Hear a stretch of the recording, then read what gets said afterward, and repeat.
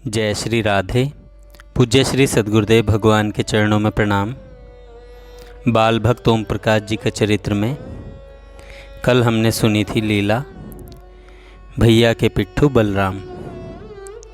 आज अगली लीला है जिसका शीर्षक है दिव्य लोक। श्री कृष्ण की आयु उस समय 9 वर्ष की थी, श्री दामा की 10 वर्ष और मनसुखा की 9 वर्ष की तथा मनवा सखा की आयु 5 वर्ष की थी। गोचारण के समय श्री कृष्ण सखाओं के साथ खेल रहे थे। उसी समय दौड़ता हुआ मनवा सखा आया और हाँफते हुए बोला, अरे ओ भैया श्री कृष्ण, कभी कभी हम गरीबों को भी सुन लिया कर। श्री कृष्ण ने कहा, कैसी बात करते हो? कभी ऐसा हुआ भी है कि तुम्हारी बात हमने न सुनी हो? मनवा ने कहा, तो सुन भैया, आज मेरे मामा अपने साथी से कह रहे थे कि भगवान के 4 हाथ होते हैं, सो मैं छत पर खड़ा सुन रहा था। इस बात को सुनकर मैं डर गया और कान में उंगली डालकर भागा, और ऐसा भागा कि गिरते गिरते बचा। जो गिर पड़ता तो सब दांत टूट जाते। छोटे मनवा की भोली बात सुनकर सब ग्वाल बाल हंस पड़े, लेकिन वह कहता ही गया। मनवा ने कहा, भैया 4 हाथ वाला भगवान तो पूतना से भी अधिक भयानक होगा। भैया मैं तो अब कभी भी भगवान का नाम नहीं लूँगा, क्योंकि लोग कहते हैं कि नाम लेने से भगवान प्रकट हो जाता है। सो मुझे डर लग रहा है, कहीं वह मेरे पास आ गया तो मुझे पकड़ के चबा जाएगा। यह बात सुनकर और उसका हाव भाव देखकर सब सखा ठहाका मारकर हंसने लगे। श्री कृष्ण ने कहा, बस रहने दे भैया बल। मनसुखा मनवा से कहने लगा, तुझे तो अवश्य चबाएगा, क्योंकि तू बड़ा मीठा है ना। मनवा ने कहा, सो भैया मैं तो ऐसे 4 हाथ वाले की उल्टी दंडौत करता हूँ। ऐसा कहकर मनवा चित्त लेटकर श्री कृष्ण के आगे दंडवत करके दिखाने लगा। श्री कृष्ण ने कहा, अरे तू अपने 4 हाथ वाले देवता को दंडौत कर, मेरे आगे दंडौत क्यों करता है? मैं तेरा देवता नहीं हूँ। मनवा ने कहा, मैं तो दंडवत का भाव बता रहा हूँ, तू देवता थोड़े है। अगर तू होए भी 4 हाथ वाला तो तू अपने को बदल लेना। 4 हाथ का नाम भी खराब लगता है। अब कभी भगवान का नाम नहीं लूँगा। श्री कृष्ण ने कहा, ले तो रहा है भगवान का नाम। मनवा ने कहा, भैया भूल गया, मैं कान पकड़ता हूँ। हाँ, तुम फिर कहलाना चाहते हो। मैं ऐसा काठ का उल्लू नहीं हूँ जो भगवान भगवान फिर से कहूँ। श्री कृष्ण ने कहा, तू तो निरा पागल है। तूने कभी भगवान को देखा नहीं है। अगर तू देख लेगा तो भूत की तरह चिपट जाएगा। मनवा ने कहा, और तूने क्या बहुत से भगवान देखे हैं? बात बनाने आया है। श्री कृष्ण ने कहा, देखे नहीं तो क्या, सुने तो हैं। भगवान के 4 हाथ न हो तो वह राक्षसों को कैसे मारें? वह 4 हाथ वाले भगवान की ही शक्ति है। मनवा ने कहा, भगवान राक्षसों को क्यों मारेगा? वह खुद राक्षस सा होगा, 4 हाथ वाला। श्री दामा ने कहा, कन्हैया तूने तो 25 राक्षस मार डाले, सो तेरे कौन से 25 हाथ हैं? मनवा ने कहा, भैया भगवान कहाँ रहता है? श्री कृष्ण ने कहा, यहीं किसी गांव में रहता है। मनवा ने कहा, वह कभी दिखाई तो देता ही नहीं। क्या वह सदा लुगाइयों में ही घुसा रहता है?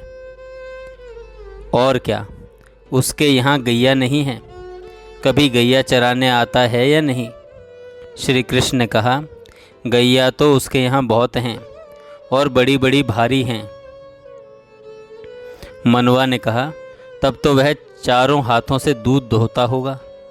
श्री कृष्ण ने कहा, हाँ और क्या? मनवा बोला, मैया री मैया, तब तो वह पूरा राक्षस है। श्री कृष्ण ने कहा, और भगवान के यहाँ दूध इतना होता है कि दूध का समुद्र भर जाता है। मनवा ने कहा, ओह, दूध का समुद्र, तो क्या रोज इतना दूध वह अकेले ही पी जाता है? श्री कृष्ण ने कहा, और नहीं, क्या तू पी जाता है? मनवा ने कहा, अरे गजब। इतने में श्री कृष्ण भगवान को कौतुक करने की सूझी। योग माया से एक आदमी प्रकट कर दिया। उस आदमी को आता देख सब सखा भयभीत हो गए। वहाँ वह हट्टा कट्टा आदमी लाठी घुमाता हुआ कंधे पर गठड़ी लादे हुए आया और लाठी पटक कर कड़क कर बोला, कृष्ण किसका नाम है? सब सखा कांपने लगे। श्री कृष्ण भी डरकर कांपने लगे। श्री कृष्ण को इस तरह कांपते किसी ने कभी देखा ही नहीं था। मनवा उसे देख इतना डरा कि रोने लगा। उसने सोचा कि यह आदमी मुझे आज जीता नहीं छोड़ेगा। यदि कोई मेरे माँ बाप से जाकर कह दे तो वह आकर मुझे बचा ले। मनसुखा का दिल भी धड़क रहा था। वह सोचने लगा, यह दूत कहाँ से आ मरा? यह मुझे मार डालेगा तब क्या होगा? मेरे मैया बाबा, हाय, खूब बिलख बिलख कर रोएंगे। श्री दामा सोचने लगा कि यह भगवान का दूत होगा, क्योंकि हम लोगों ने अभी भगवान की हंसी उड़ाई है। भगवान नाराज हो गया होगा, उसने ही इस दूत को भेजा है। पर यह कृष्ण को क्यों पूछ रहा है? श्री कृष्ण तो भगवान की प्रशंसा ही कर रहा था। पता नहीं क्या बात है, परंतु श्री कृष्ण भी आज डर से कांप रहा है। मालूम होता है वह 2 हाथ वाले राक्षसों को ही मार सकता है। 4 हाथ वाले भगवान के आगे इसकी कुछ नहीं चलती। अगर ऐसा है तो हरगिज नहीं बताऊंगा कि श्री कृष्ण कौन है, चाहे यह मेरी बोटी बोटी काट दे। इतने में वह दूत बोला, मैं भगवान का दूत हूँ। कृष्ण से, आप ही कृष्ण मालूम होते हैं, सो ठीक बता दो, नहीं मारूंगा। जब इस प्रकार उस दूत ने श्री कृष्ण को धमकी दी तो श्री दामा से नहीं सही गई। उसने उछलकर उसके कंधे पर चढ़कर मारना शुरू कर दिया। मनवा और मनसुखा भी हिम्मत बांधकर उसके चिपट गए और लगे घूंसे मारने।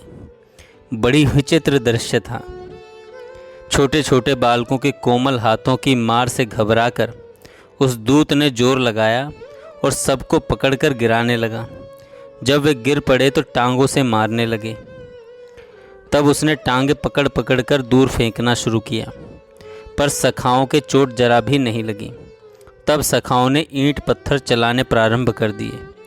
ईंटों की मार से घबराकर दूत ने सुलह कर ली। लाठी फेंक कर बोला, अच्छा आ जाओ, अब नहीं मारूंगा। श्री दामा ने कहा, तुम यहाँ से भाग जाओ। दूत ने कहा, तुम लोग डरो मत, भगवान ने तुम्हारे लिए मिठाई भेजी है, लो। ऐसा कहकर उसने कंधे पर से गठरी उतारी। उसमें थोड़ी थोड़ी मिठाई सबको चखाई। सखाओं ने ऐसी मिठाई कभी नहीं खाई थी। मनवा की तो लार बार बार टपकने लगी। श्री दामा भी ललचाने लगे। मनवा बोला, अब यह कंजूसी कैसी मिठाई लाए हो, तो सब दे दो। दूत ने कहा, घबराओ नहीं, जरा ठहरो, एक बात सुन लो। मनवा ने उत्सुकता से कहा, क्या कहते हो, जल्दी से कह डालो। दूत ने कहा, बात यह है कि श्री कृष्ण को हमारे भगवान ने बुलाया है। श्री दामा कहने लगे, क्यों, किस लिए बुलाया है? दूत ने कहा, हम क्या जाने किस लिए बुलाया है। लो, यह मिठाई तुम लोग खाओ। गठड़ी खोलकर वह फिर सबको मिठाई बांटने लगा। जब सखा मिठाई खाने चले तो वह कहने लगा, हम श्री कृष्ण को लिए जाते हैं, तुम लोग मिठाई खाओ। सब सखा ने एक साथ कहा, भाड़ में जाए तेरी मिठाई, हम कन्हैया को नहीं जाने देंगे। ले अपनी गठड़ी बांध ले, समेट ले।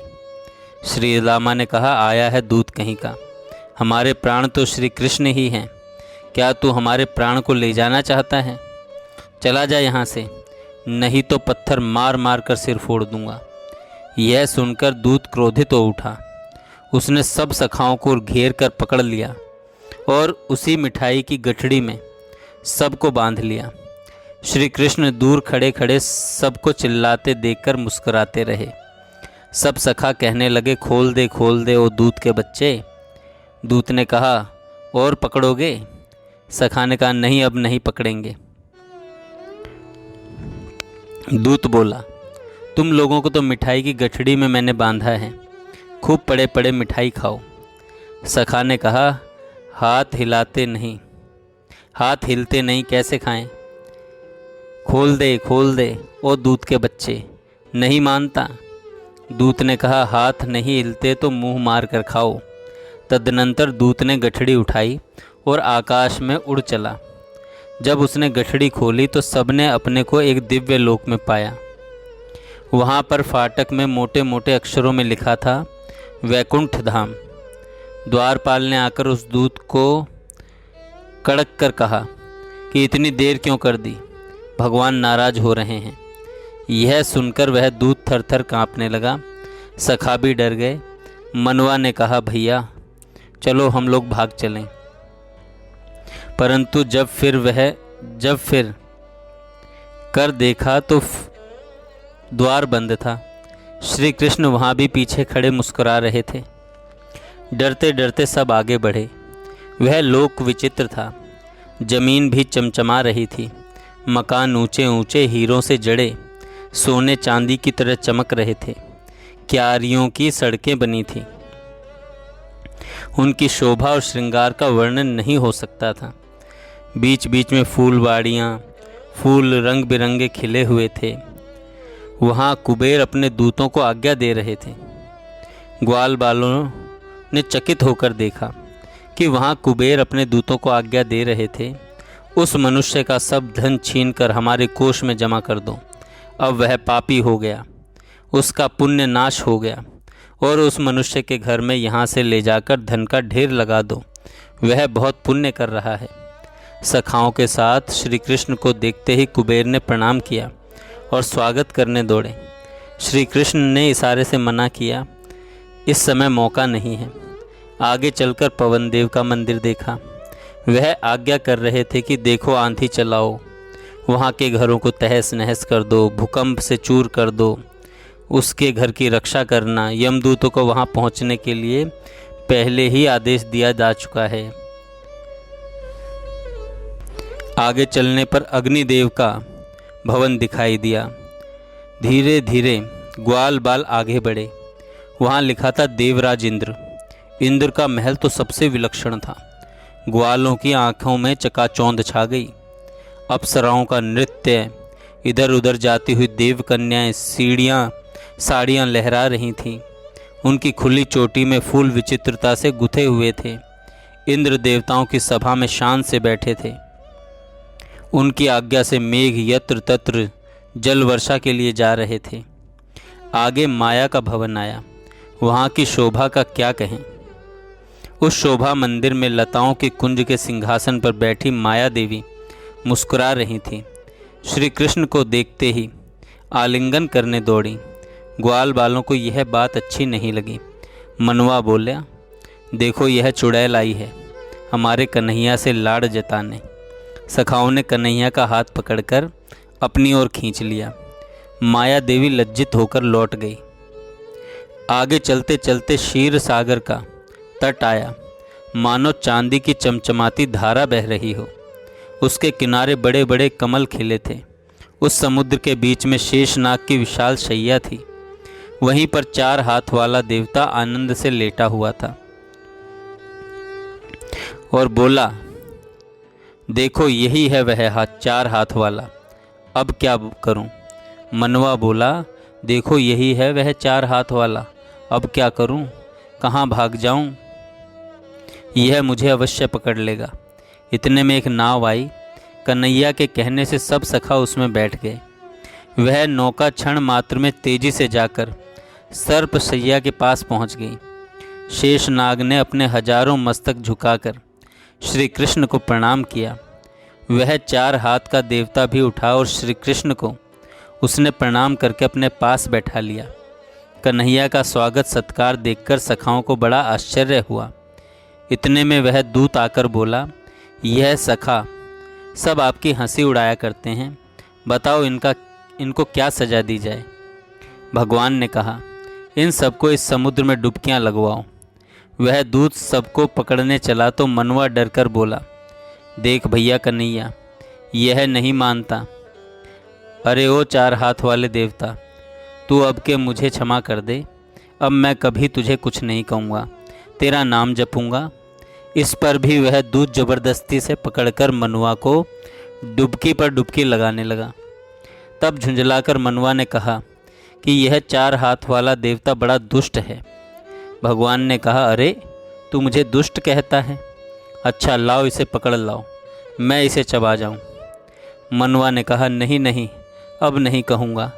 गिड़गिड़ाकर अब के तो छोड़ देता हूँ, अब के छोड़ दे तो नहीं कहूँगा। भगवान ने कहा, तू जरूर कहेगा। मनवा ने कहा, मैया की सौगंध, नहीं कहूँगा, तेरे हाथ जोड़ूं, पैर पड़ूं। भगवान ने कहा, नहीं, आज तुझे नहीं छोड़ूंगा। ऐसा कहकर भगवान ने उसे पकड़ लिया और हंसते हुए बोले, तू बड़ा मीठा है, तुझ में बड़ा स्वाद आएगा। ऐसा कहकर अपने मुख के पास ले गए। तब अत्यंत भयभीत होकर आर्त स्वर से करुण क्रंदन करते हुए मनवा ने अपने प्रिय सखा को ही पुकारा, हा कृष्ण, रक्षा करो। इतना कहते ही भगवान ने उसे छोड़ दिया और वह अंतर्ध्यान हो गए। सारा दृश्य बदल गया। सबने देखा यमुना जी में हम लोग तैर रहे हैं।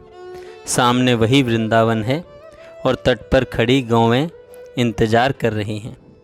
लीला में कृष्ण तुम्हारी जय हो, लीला में कृष्ण तुम्हारी जय हो। जय श्री राधे, जय श्री राधे। पूज्य श्री सद्गुरुदेव भगवान के चरणों में प्रणाम।